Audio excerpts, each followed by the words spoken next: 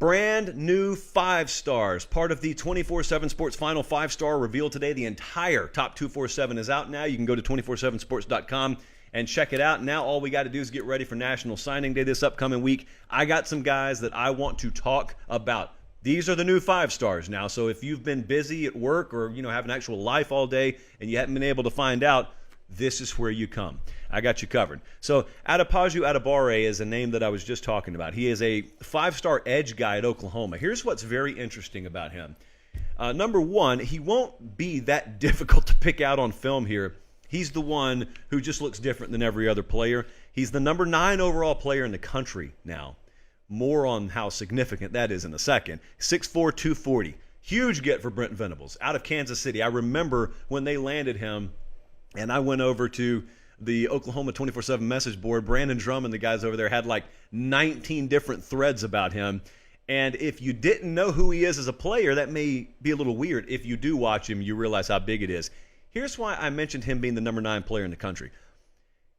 This time last year, he was like a 3-star. And at his high school, they didn't even shift him to the edge rusher position until his junior year. He was playing tight end. And then they kind of looked at him and they said, I wonder how this skill set would translate on the edge defensively. And the way it translated is he went all the way from being a 3-star to, in the final rankings update, they couldn't keep him out of the top 10. And I know a couple of coaches out there who think that's still low. And certainly when it comes to polish and overall raw technique that is needed for the college level, his best football is still well ahead of him. And he's playing for the right guy there at Oklahoma. So that's one that got the 5th star added to their name today. Jordan Hall is the number 12 player in the country now, a defensive lineman committed to Georgia, 6'4", about 315 pounds, out of the Jacksonville area. I was looking at some of the feedback from the Under Armour All-American game. I have this weird fascination with wingspan, and this kid had the second biggest wingspan at that event.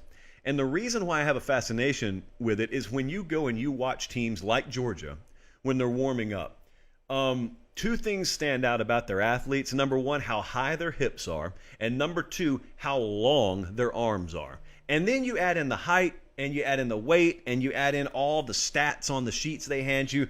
But when you just eyeball them, you realize, when I was standing on the field, I kid you not, I was standing next to a former head coach. I was standing on the field when Georgia and TCU were warming up.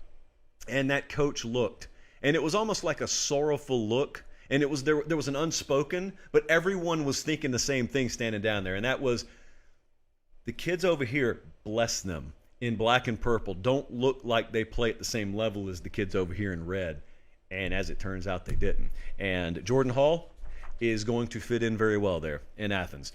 Raelyn Wilson, let's stick with Georgia because he's the number 21 player in the country now. Newly minted 5-star linebacker here, 6'2", 215 pounds. He went from number 39 overall to number 21. So not a huge jump, but you cross that magical number 32 threshold, you get your 5th star there.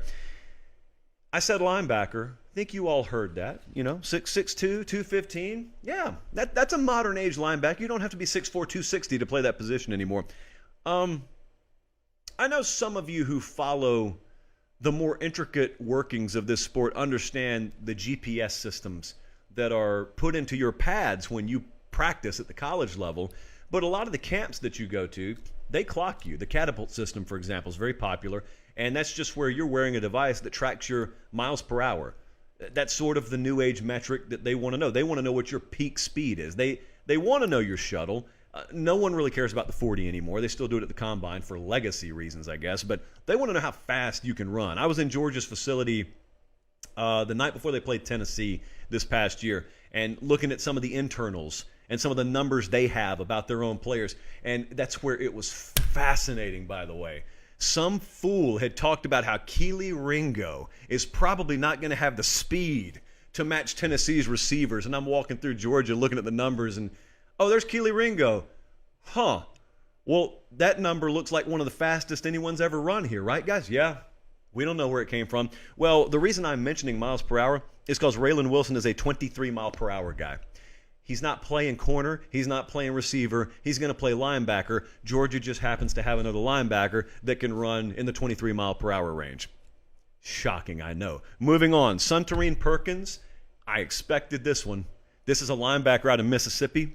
He is 6'3", 205. He'll grow a little bit, but his game is one that attracted offers from virtually everywhere. He is committed to Ole Miss. They kept him in state. They fought Bama. Bama wanted that kid bad, and it looks like Bama got virtually every other kid they wanted, but they wanted that one. That would have been their 10th five-star, by the way. I expected this one only because there tends to be like this little chunk of kids every cycle that when you talk to assistant coaches, keep coming up. And Perkins' name kept coming up.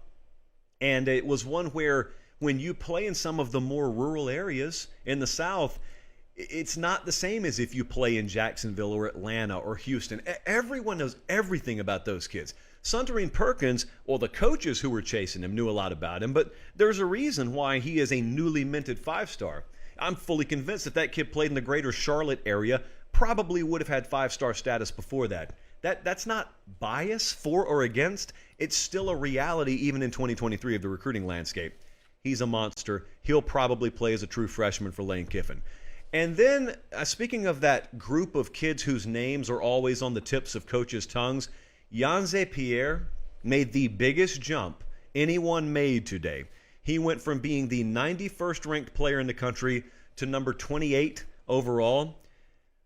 My personal semi-informed opinion here is this is one of the 10 best players in the country. He is an edge rusher. I think just an absolute monster. And if you watch him and his high school, huddle type film, it was apparent the problem, the holdup. I talked to Pategna, I talked to Ivins, I would talk to Wilfong. The holdup was they wanted to get confirmed measurables on him. That's what they wanted. And so he went to the Alabama-Mississippi All-Star game, and everything verified and then some. They're going to pair him, by the way, at Alabama with Keon Keeley. And you guys have been watching Dallas Turner and Will Anderson. This is every bit the combination, at least when you come to projecting high school players. That is, Yanze Pierre, some of the best film I've seen them bring in defensively in quite a while. And probably still needs polish. And so when they get him on campus at Alabama, and once we find out who his defensive coordinator is going to be, I always stop short of making guarantees. I am very, very close to guaranteeing you he's going to do very, very big things at Alabama. Thanks for watching, guys. Don't leave yet. Don't leave yet. Make sure you like the video and please subscribe to the channel. Not just for me, that's how we keep this entire thing free.